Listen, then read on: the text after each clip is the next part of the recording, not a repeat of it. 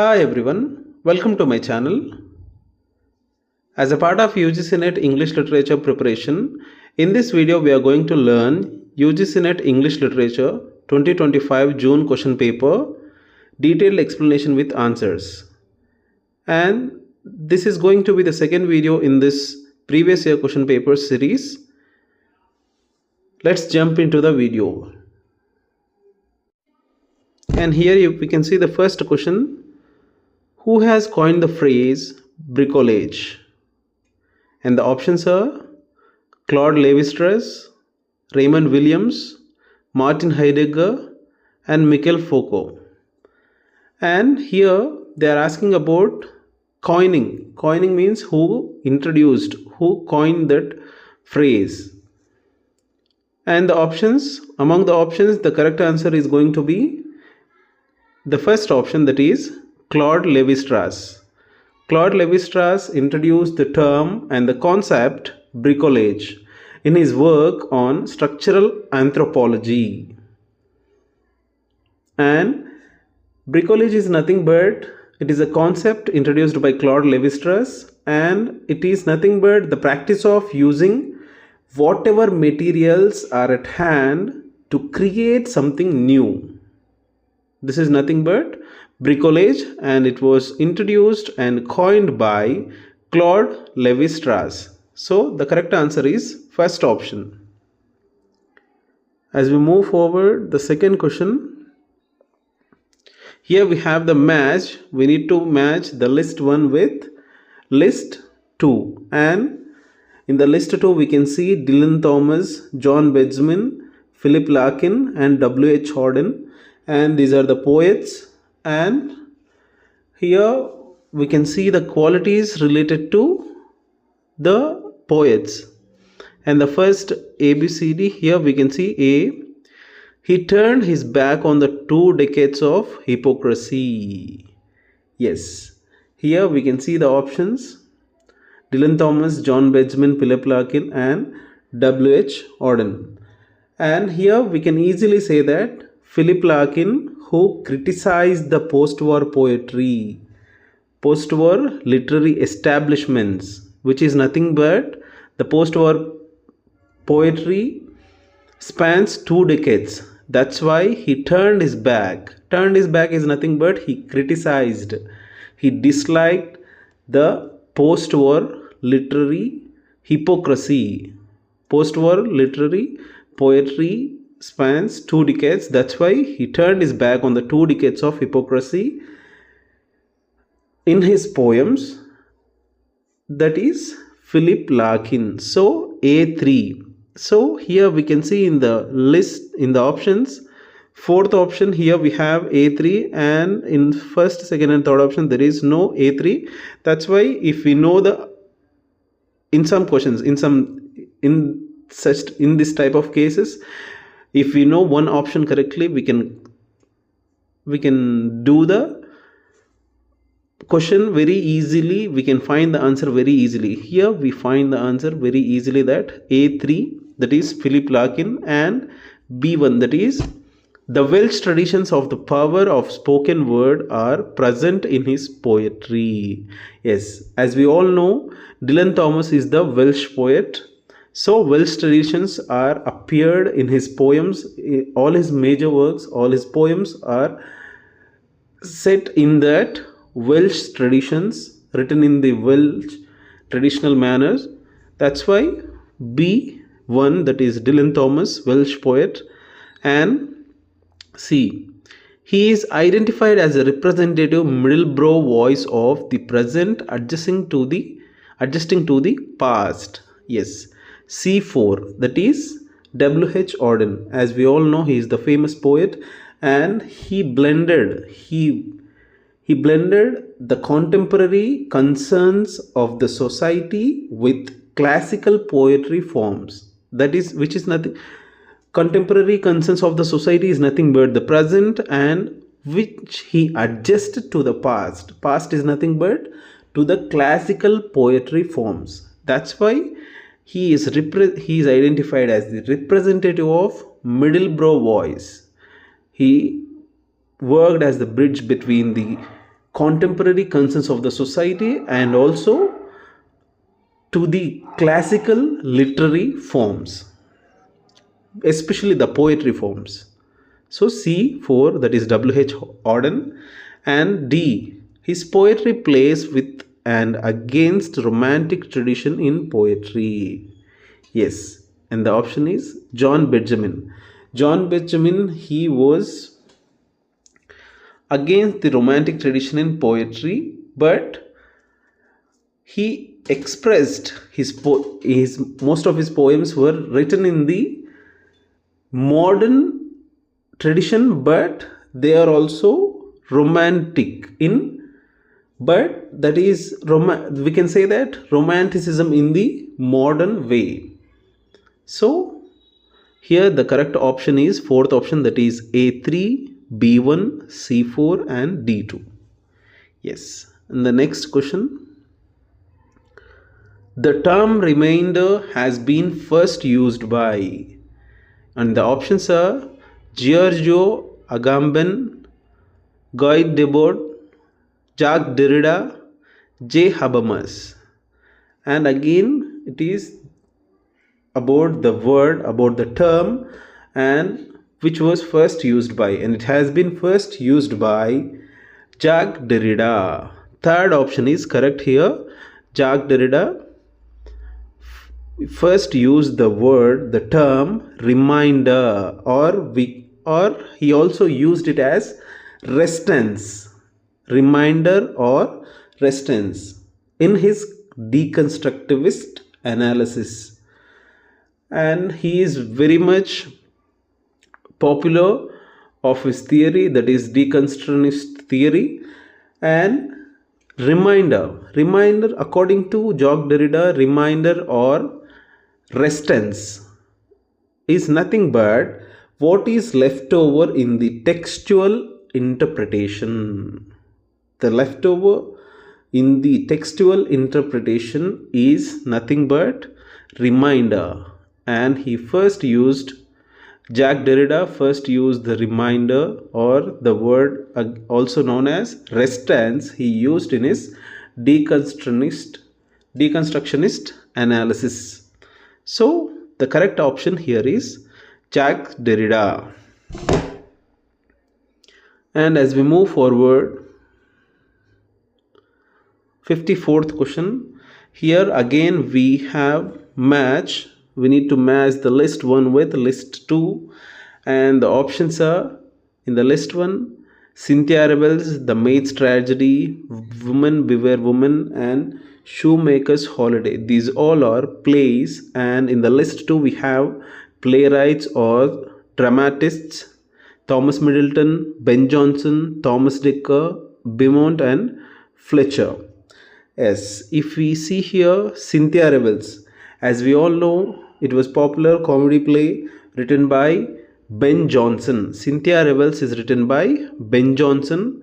And The Maid's Tragedy. Maid's Tragedy was the Jacobean tragedy, which was written by Francis Beaumont and Phineas Fletcher. That is fourth option, fourth in the list 2.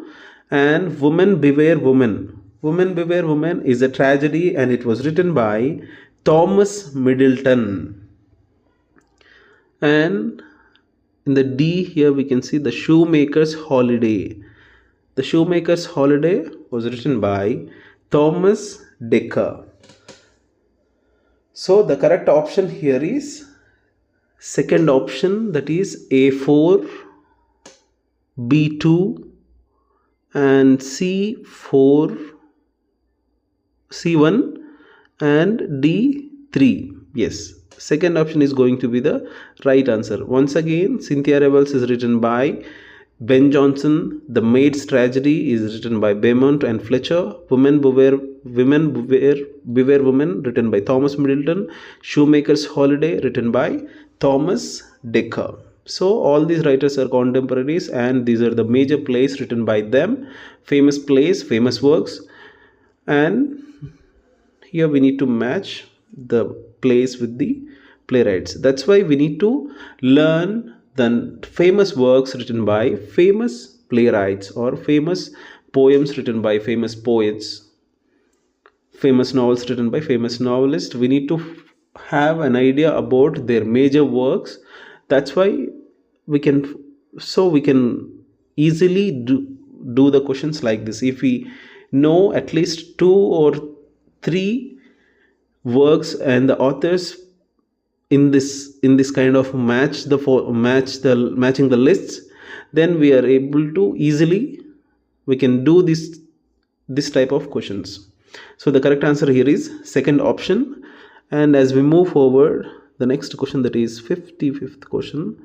Arrange the following novels in a chronological order as per their years of publication. Yes, this is going to be the toughest question.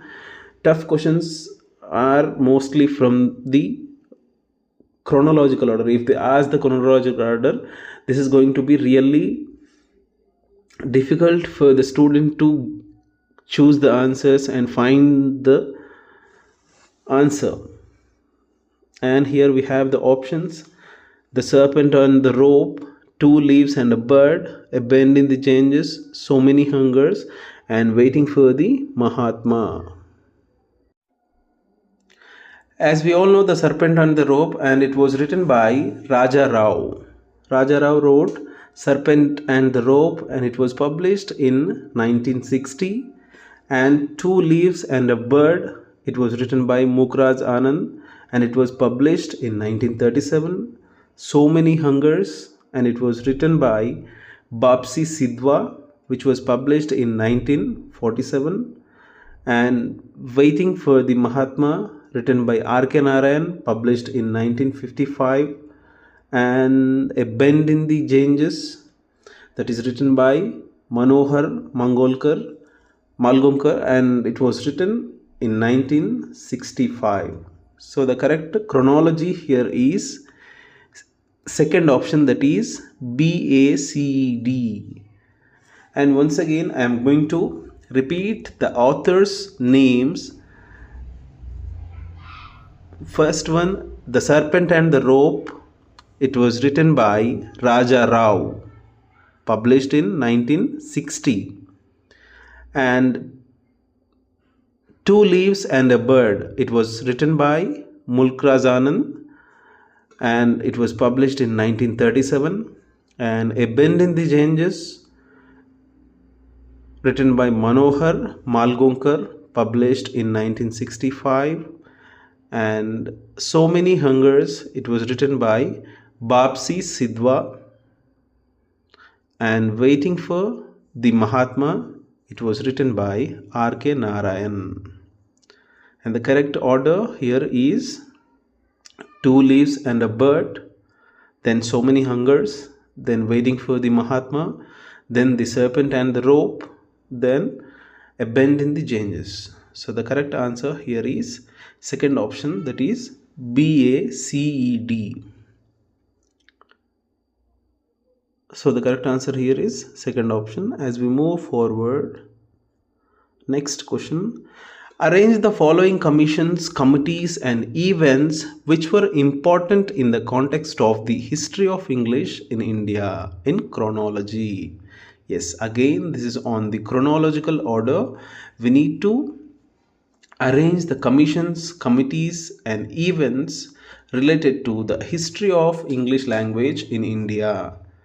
We need to arrange them in the chronological order. First, we'll see the committees. We have 5 options, A, B, C, D, E. We need to arrange these commissions and committees and events in the chronological order.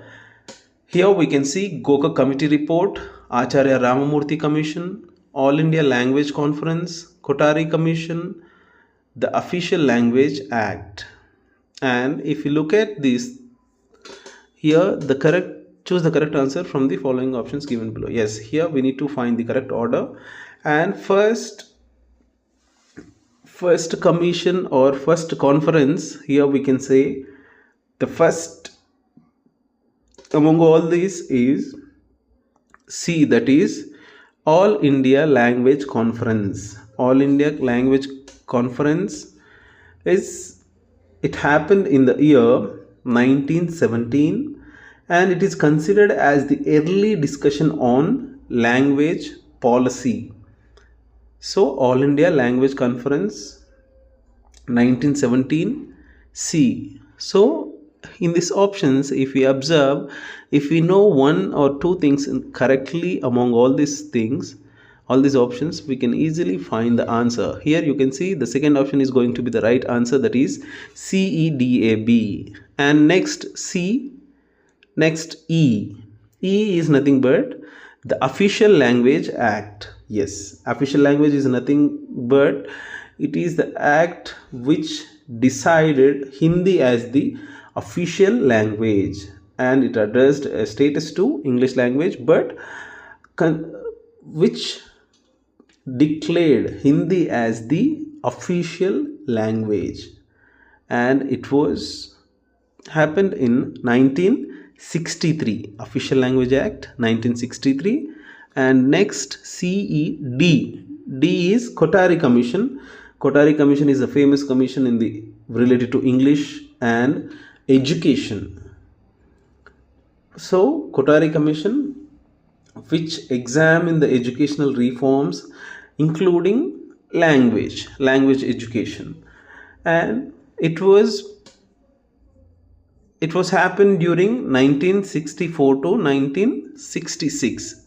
1964 to 1966.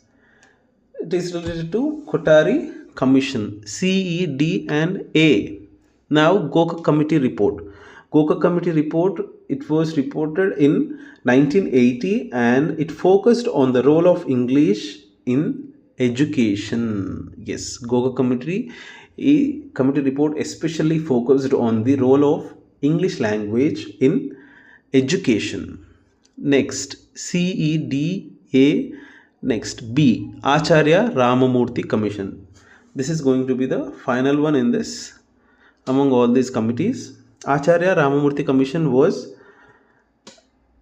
released in 1990, and it reviewed educational policies including language. It reviewed all the educational policies, and it also reviewed the language, English language in education, especially in India. Acharya Ramamurthy Commission. So the correct answer here is CEDAB. All India Language Conference, the Official Language Act, Kothari Commission, Gokak Committee report and Acharya Ramamurthy Commission. This is going to be the correct order among all these options.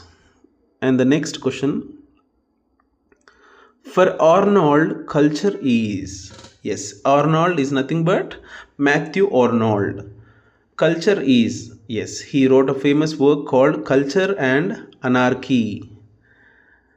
So according to Arnold, here they gave us the definition of culture. Yes, A, B, C, D. Yes, we need to find three, at least three only correct related to Arnold's definition of culture. And the options are the ability to know what is best. Yes, of course. The ability to know what is worst. It is wrong. And the mental and spiritual application of what is best. Yes. And the pursuit of what is best and the pursuit of what is worst. Worst is, we need to remove these two options, A, B and E. So the answer is going to be ACD. ACD we can find in fourth option, ACD only. Yes, Matthew Arnold defined culture as the ability to know what is best and also the mental and spiritual application of what is best and also the pursuit of what is best. Matthew Arnold wrote his major work Culture and Anarchy, and it was published in 1869.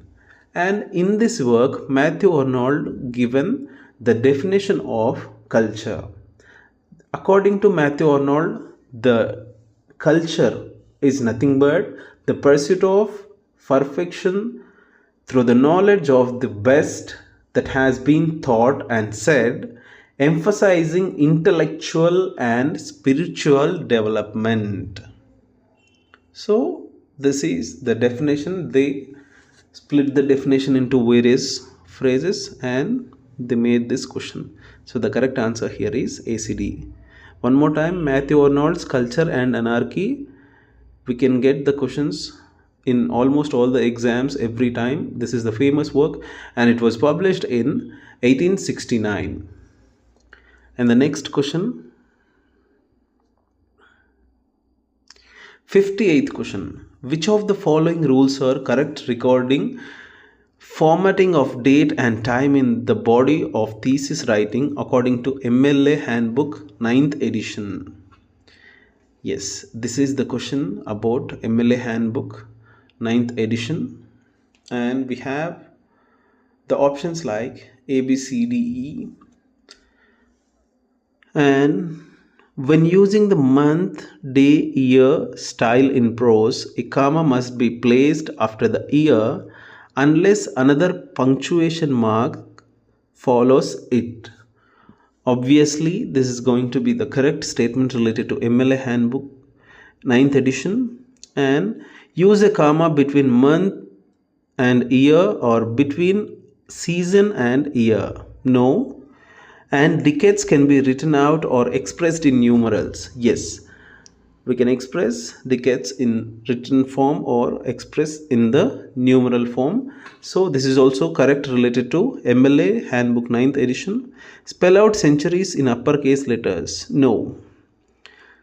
And numerals are used for most times of the day. Generally use the 12-hour clock system in prose. Yes, 12-hour clock system is nothing but using 909. If we want to write 9 o'clock, we can write 0900 PM or AM. We can write like this. This is nothing but 12-hour clock system in prose, that is using the numerals. So here the correct options are A, C and E only. So the correct answer here is third option. Yes, as we move forward, the next question. Identify the correct chronological order as per the publication years of the following works. Yes, again, the chronological order. The trend of the UGC-NET and especially UGC-NET, the trend has become that they are majorly focusing on the chronological order. Earlier, they used to ask the questions only of a particular author, the major works of a particular author, and they asked us to arrange them in the chronological order. But these days the trend has changed and they are asking us to arrange the different works written by different authors who belong to different periods of English literature. This is really difficult. Mostly 10 to 15 questions are based upon this chronology. This is making the students, these questions are making them really sick. So they need to change. There is no point of remembering the dates and years of publications or years of, there is no use. At least we hope that they'll change this pattern, they'll change this kind of questions in the future exams. But there is no use at all. If we have the idea of this work belonged to particular period or particular author wrote it, that is enough for the understanding of literature. But there is no use of remembering the actual dates, actual years. There is no use to the student, or he is not going to use that knowledge anywhere. That is not at all useful to the student or to any professor or to any teacher related to English literature. So this is the sad scenario we have in our exam systems. But we need to remember the major works publications, the major works in every period and every famous author, and also from every genre. Yes, let's look at the question. And First one, a characteristics of men, manners, opinions, and times. And it was written by Shaftesbury, which was published in 1711. The Advancement of Learning, written by Francis Bacon, and it was published in 1725. And Inquiry into the Original of Our Idea of Beauty and Virtues, and it was written by Francis Hutchinson and published in 1725. And The Plan of a Dictionary of the English Language, written by Samuel Johnson, and it was published in 1947. Yes. So the correct answer, if we arrange them in the chronological order, inquiry. First was C, inquiry into the original of our idea of beauty and virtues. It was written by Shaftesbury. It was written by here it was written by Francis Hutchinson, and here we have the order. First, Advancement of Learning, it was published in 1605, and Characteristics of Men, Manners, Opinions, and Times, published in 1725, written by Francis Hutchinson.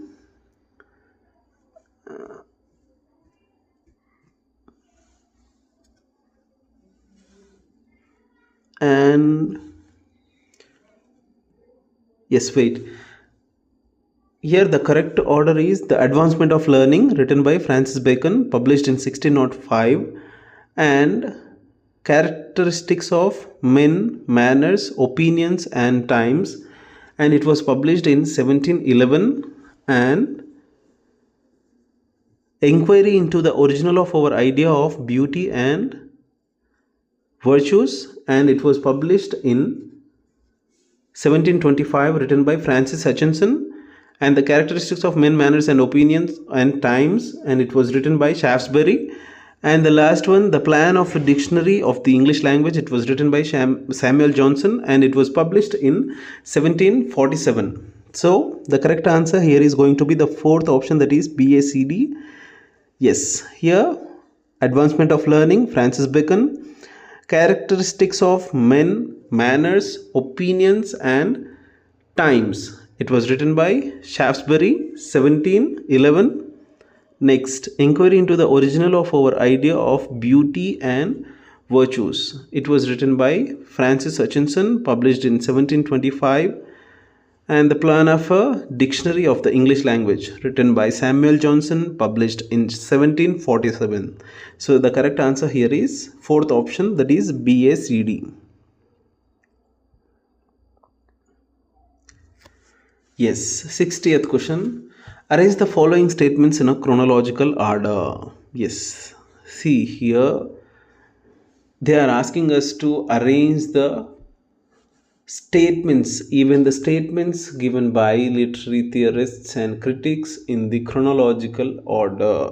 Yes, and the options are A, B, C, D. Nissim Ezekiel founded Quest. It is related to his journal, that is Quest. A general intellectual review associated with liberal democratic politics. Yes, Quest is related. Nissim Ezekiel related to Quest. And the Illustrated Weekly of India sponsored a short story competition and began publishing contemporary Indian English poetry. And yes, it is about the Illustrated Weekly of India. And the Writers' Workshop began to publish volumes of poetry. Yes, it is related to Writers' Workshop. And C.R. Mandy became the editor of the Illustrated Weekly of India.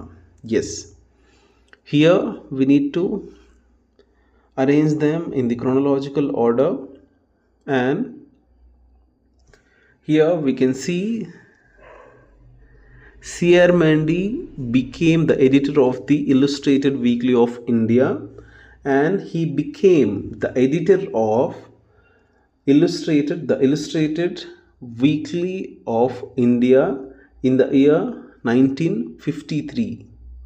and this is the, in this chronology, this is going to be the first one. Next, D. So we have the options, that is second option with starting with D. Next, B.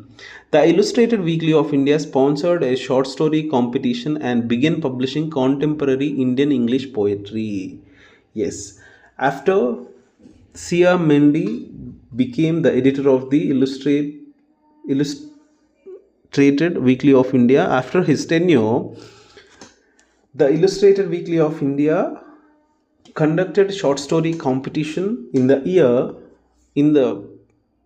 1960, and A, that is Nissi Magical founded Quest, a general intellectual review associated with liberal democratic politics. Yes, here Nissi Magical, as we all know, he founded the journal or the review journal related to the liberal democratic politics, and he founded this Quest. The name of the journal is Quest. He founded it in the year 1955. And C, the Writers' Workshop began to publish volumes of poetry. Yes, the Writers' Workshop, it was formed in the year 1958, and they began to publish various volumes of poetry, and it was started in Varanasi and also in Bombay, nowadays Mumbai. So the correct answer here is DBAC. Yes.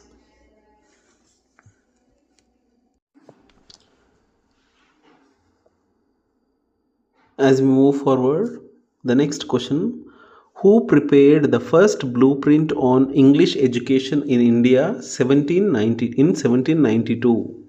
And the options are William Carey, Charles Grant, Lord Minto, and William Pitt. Here we can easily say the answer, second option, that is Charles Grant. He prepared the first blueprint on English education in India in the year 1792. Here you need to remember the year too. The first blueprint on English education in India was released by Charles Grant in 1792, and he prepared the first blueprint of English education in India. Charles Grant was a British politician, and he was the chairman of East India Company.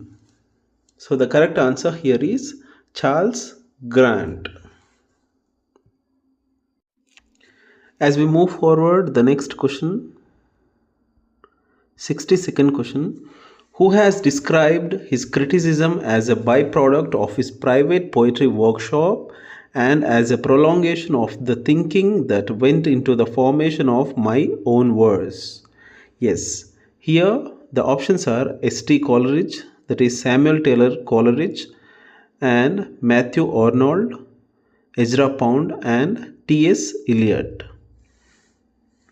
And the correct answer here is fourth option, that is T.S. Eliot. T.S. Eliot said his criticism as a byproduct of his private poetry workshop and as a prolongation of the thinking that went into the formation of my own verse. He believed that his criticism is the byproduct and which led to the formation of his own poetry, which helped him to write better poetry. T.S. Eliot is famously known for his work The Wasteland, and he gave this statement in his essay The Function of Criticism. Yes, T.S. Eliot, in his essay The Function of Criticism, he said that his criticism is the byproduct, and which is his private poetry workshop, which helped him to write better poetry. So the correct answer here is fourth option, that is T.S. Eliot.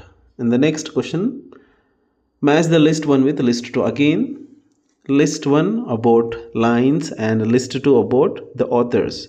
Yes, these are the lines written by these authors, and we need to arrange them, we need to match them, these lines, with the authors. And the authors are Thomas Gray, William Shakespeare, Ted Hughes, and Edmund Spenser. Yes, and the lines, you'll see the lines. One day I wrote her name upon the strand, but came the waves and washed it away. Yes, it was written by Edmund Spenser. Edmund Spenser, in his work Amority, he said that one day I wrote her name upon the strand. It is about his beloved, and he is going to write her name upon the strand, but came the waves and washed it away. It is not a strand, it is sand here. But came the waves and washed it away. It was written by Edmund Spenser in his sonnet sequence. It was published in 1595 in his sonnet sequence Amorety. In Amorety, sonnet 75, especially sonnet 75, we can see these lines. And under the greenwood tree, who loves to lie with me and turn his merry note unto the sweet bird's note. And it was written by William Shakespeare. Yes, William Shakespeare, under the greenwood tree. It is the famous lines which we can see in his comedy play As You Like It. As You Like It. These lines occur in this work As You Like It, in his play. Yes, this is really important related to Shakespeare, under the greenwood tree. And next, the curfew tolls the knell of parting day, the lowing herd wind slowly over the lea. Yes, this is written by Thomas Gray in his famous work Elegy Written in a Country Churchyard. This is the famous work written by Thomas Gray.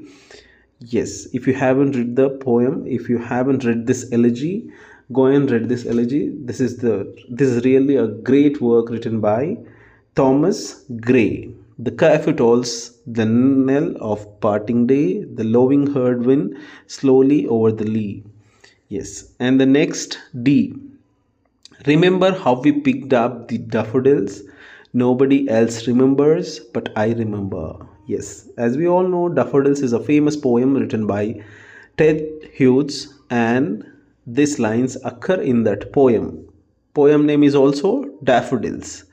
Remember how we picked the daffodils, nobody else remembers, but I remember, written by Ted Hughes. So the correct answer here is A4, B2, C1 and D3. So Thomas Gray, I'll repeat the works of these poets. Thomas Gray, his work Elegy Written in a Country Churchyard, and William Shakespeare, his work As You Like It. It is a play. In that play, under the greenwood tree, these lines occur. And Ted Hughes, Daffodils, Edmund Spenser, Amority sonnet sequence, sonnet number 75.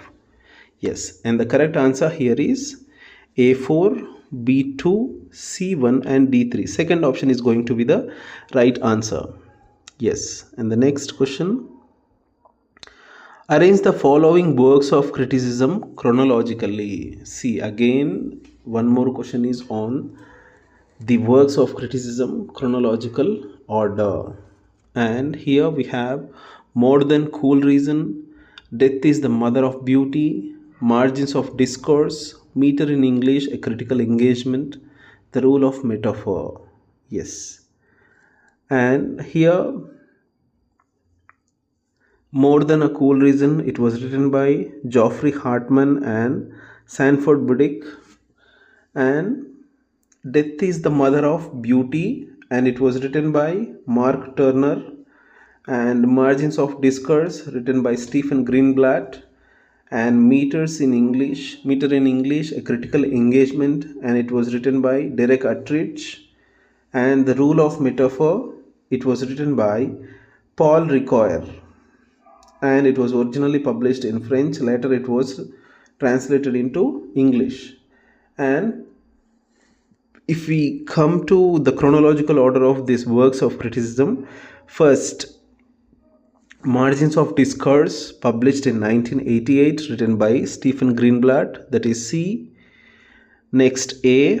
C. If you know one or two in this list, if we know the correct order, if we know the initial or the latter work first, we can easily identify the answer.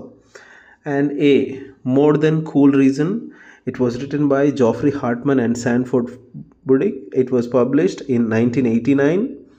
And next, E, that is The Rule of Metaphor. Here the second option is correct. E, The Rule of Metaphor, and it was written by Paul Ricoeur. It was originally published in 1975, but later it was translated into English. And next, D, that is Meter in English, A Critical Engagement. It was written by Derek Attridge and it was published in 1995. And last one, that is Death is the Mother of Beauty, and it was written by Mark Turner. So the correct answer here is CAEDB. And the next question, read the following statements carefully and choose the correct ones. Yes, here we have some statements and we need to find only the correct ones. And here we have the options. Mikhail Bakhtin traces the roots of the novel back into the imperial Rome and ancient Hellenistic romances. Yes, it is obviously correct. And Henry James considers the novel as the epic of a prosaic modern world. No, it is wrong, related to Henry James. Next, Margaret Anne Doody locates novel's birthplace in the cultures of the ancient Mediterranean. Yes, it is true, related to Margaret Anne Doody. And F.R. Lewis defines novel as one bright book of life. No. And George Lucas calls the novel the epic of a world abandoned by God. Yes, it was the famous statement given by George Lucas, and he says that novel is the epic of a world which was abandoned by God. And the correct answer here is ACE, that is the first option is correct answer. Related to Mikhail Bakhtin, Margaret Anne Doody and George Lucas. These are going to be the correct statements. And the next question, identify the subtitle of Oliver Goldsmith's semi-autobiographical poem, The Traveller. Yes. And the options are A Prospect of Society, The Citizen of the World, The Fashionable Lover, An Ancient Epic Poem. Yes. Here we have so much information, we can gain so much knowledge in this question. Oliver Goldsmith's semi-autobiographical poem is The Traveller. Yes, his semi-autobiographical poem is The Traveller. And here the subtitle, we can find The Traveller, but here Oliver Goldsmith considered himself as the citizen of the world, and he explores most of the places in the world, and he owns those cultures, those traditions, and he says himself as the citizen of the world, citizen of not any particular country but the world. He considered himself as the traveler, that is the citizen of the world. So the correct answer here is the citizen of the world, that is second option. Yes, as we move forward. Yes, in the previous question, whenever we are learning about any work, we are learning the title of any famous persons or famous personalities work, we need to remember the subtitle. Most of the works were known only by their titles, but we need to learn subtitles of those works too. Subtitles, we can get almost 2 to 3 questions in every question paper about the subtitle of a work. And here Oliver Goldsmith's semi-autobiographical poem full title is The Traveler, the Citizen of the World. Here the Citizen of the World is the subtitle. So the correct answer here is second option. And the next question, that is 67th question. Match. Again we have the question on match. List 1 with list 2. List 1 collocation, inflected, polarity and generative. We need to find the term borrowed. Yes, it is related to the words in the list 1. In here we have list 2, a term borrowed in the 1960s from mathematics into linguistics by Noam Chomsky. Yes, Noam Chomsky. And here that famous work. Yes, here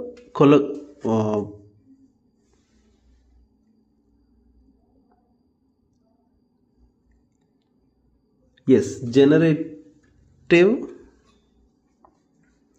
is the term that was borrowed in the 1960s from mathematics into linguistics by Noam Chomsky, and he talked about generative grammar, especially generative grammar, which means even language, especially any language which has a set of rules like mathematics. How we have the rules in mathematics, in the same way every language has its own rules.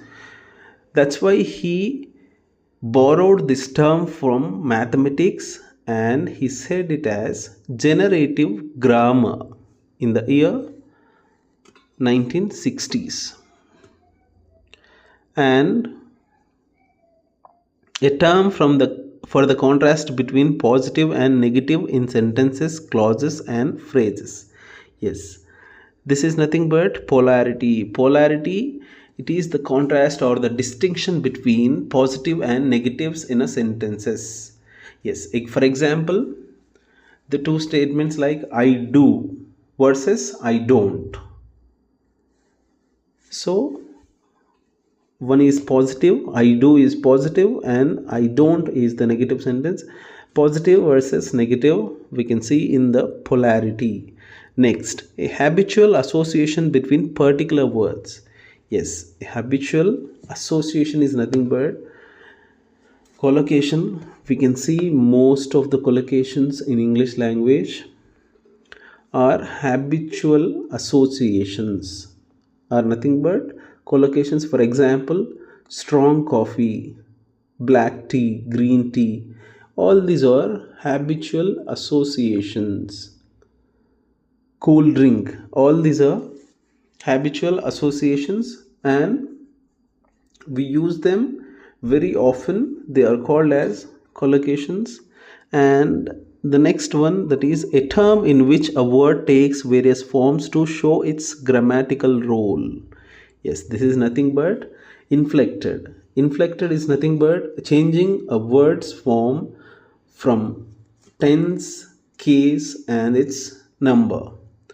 And so the correct match here is collocation is nothing but habitual association. A3, yes, we got the answer, that is second option.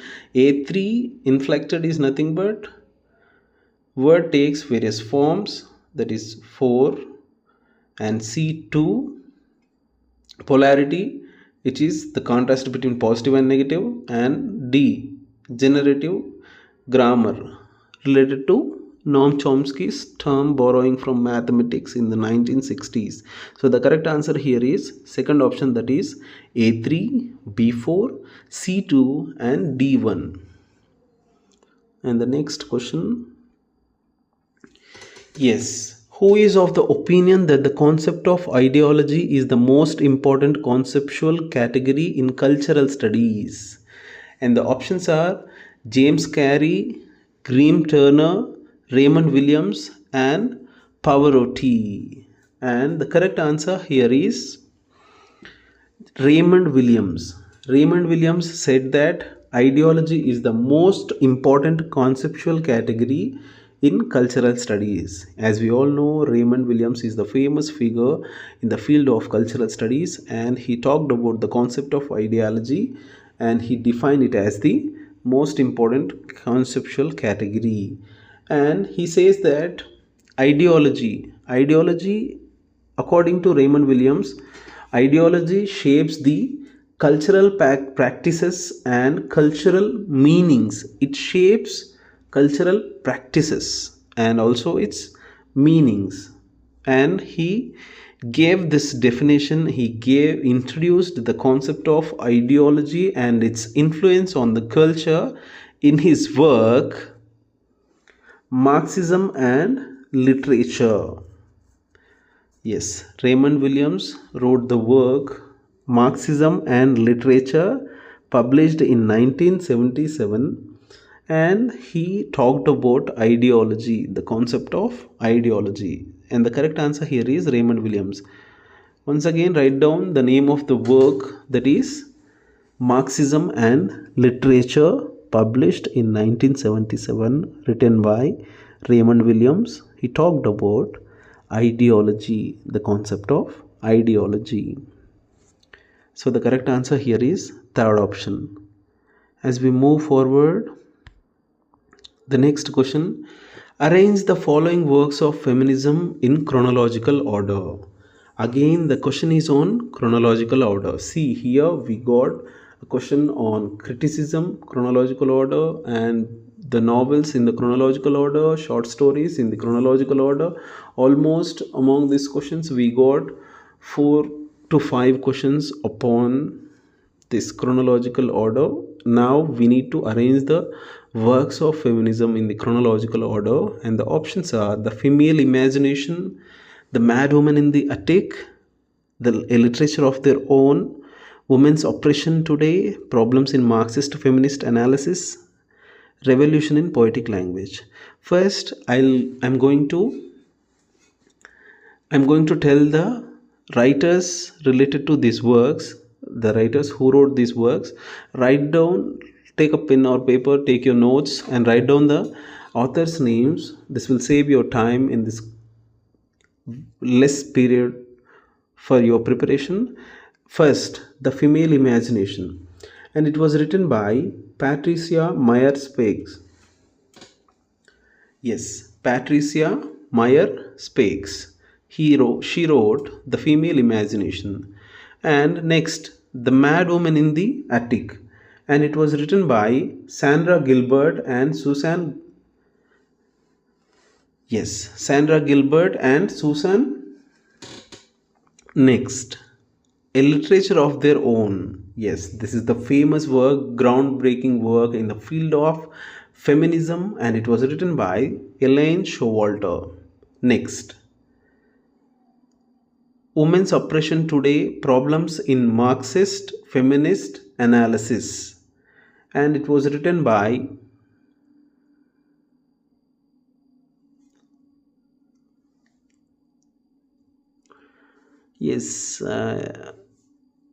I'm not remembering her name, and Revolution in Poetic Language, and it was written by Julia Kristeva. Julia Kristeva wrote Revolution in Poetic Language. Now we will see the order of their publication. First one, Revolution in Poetic Language, it was published in 1974, and The Female Imagination, and it was published in 1975. And next, A Literature of Their Own, that is Elaine Showalter's work, published in 1977. And The Mad Woman in the Attic, and it was published in 1979. And the last work, that is Women's Oppression Today, Problems in Marxist Feminist Analysis. Yes, this is the correct answer. And the options are EA, CBD, that is the third option. So here the third option is going to be the correct answer. Whenever you are learning about any works, you need to learn the major works written by major writers in that field, especially here a literature of their own written by Ellen Showalter, which was published in the year 1977. If you have time, if you want to learn, if you want to gain more marks, learn about Ellen Showalter.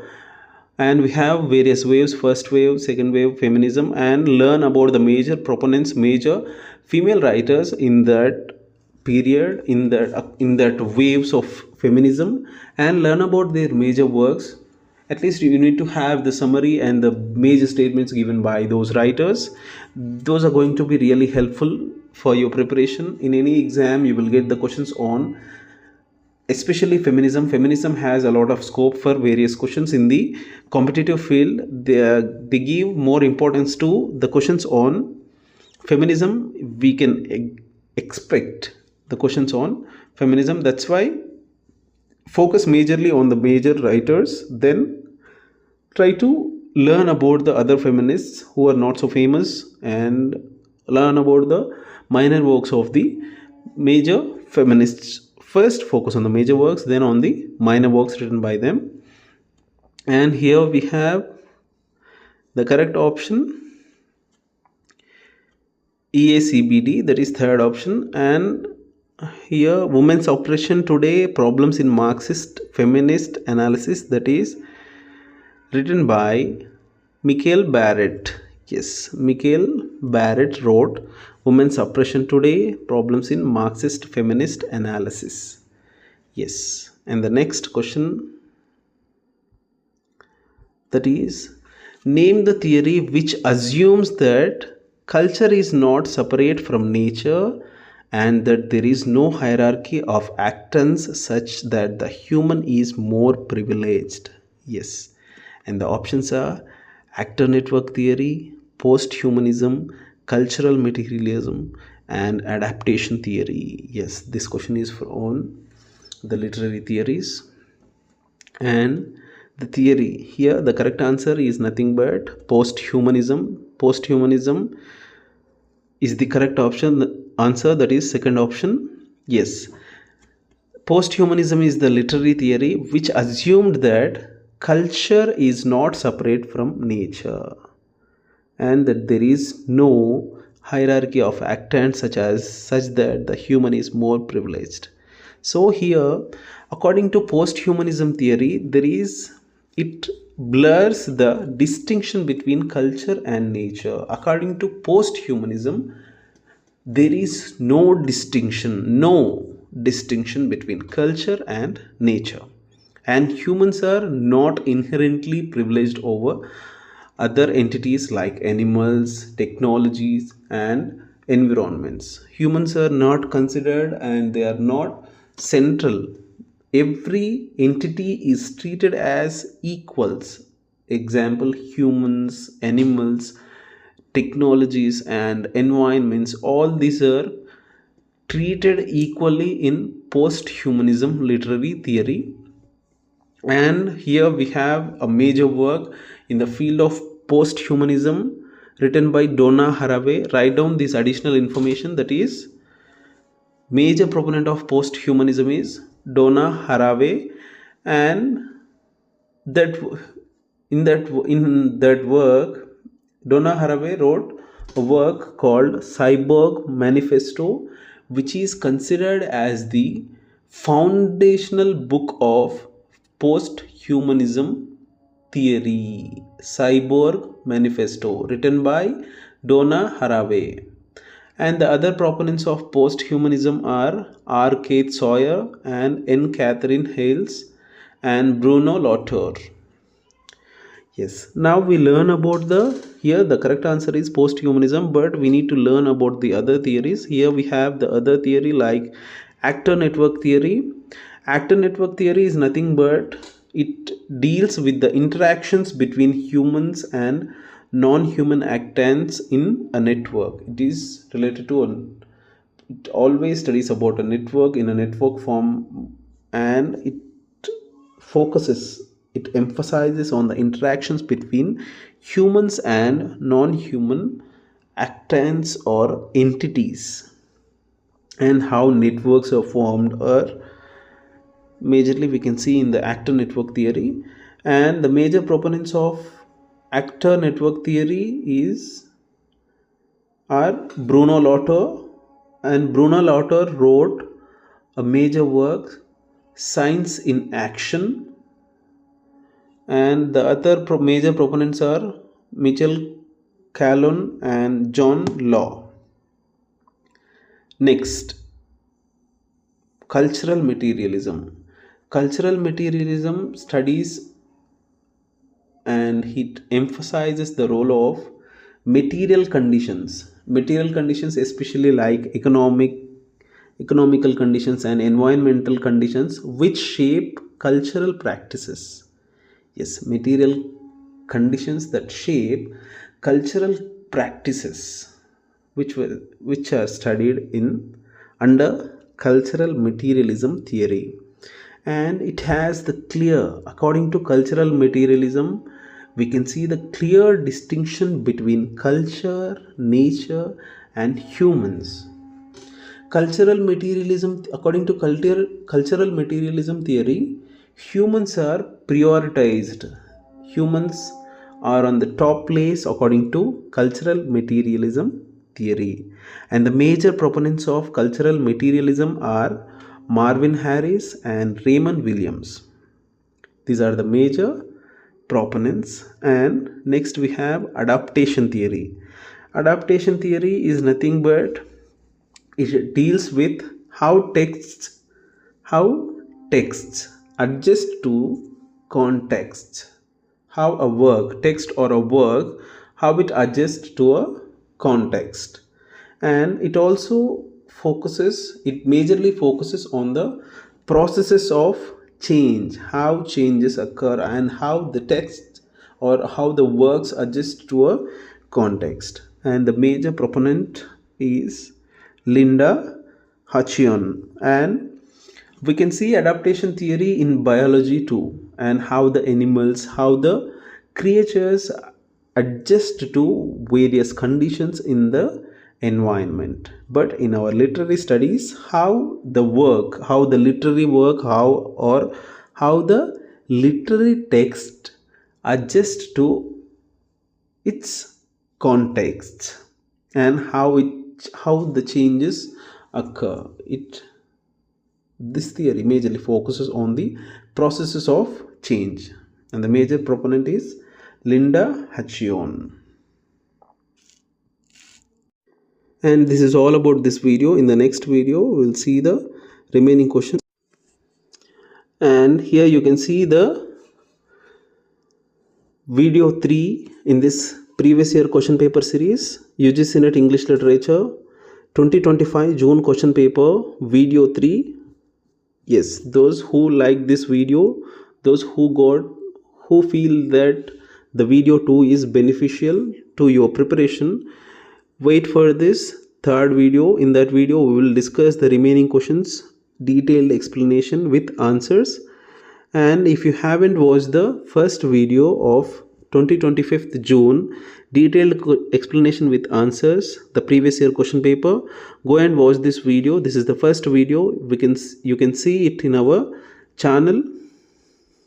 This is the first video, and here you can see TGCET 2025 English Literature 2024 question paper, video 1, detailed explanation with answers. In that video we discussed previous year questions from 2024 question paper, TGCET, especially the English literature.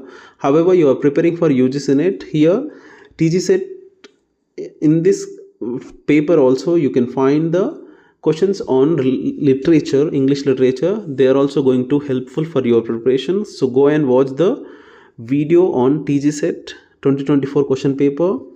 And we also have the second video on TGSET 2024 question paper, detailed explanation with answers. They are going to be really helpful for your preparation.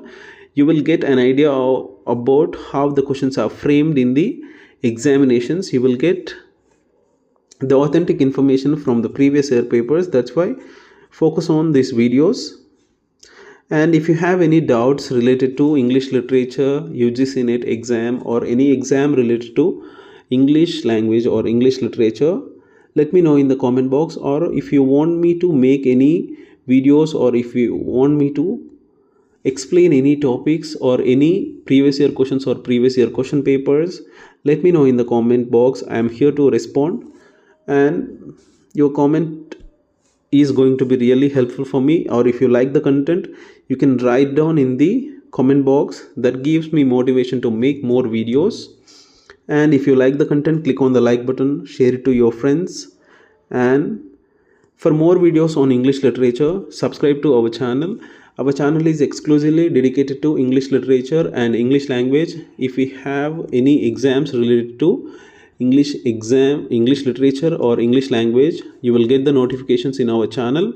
If you want to build your career in English language or English literature in this field, if you want to settle in these fields, subscribe to our channel. This channel is going to help the students or the aspirants of English language and English literature. So subscribe to our channel. You will get a lot of benefits from our channel. You will get notifications, you will get the content related to English language and English literature. So for more videos on English literature, subscribe to our channel. We'll meet in the next video. Thank you for watching.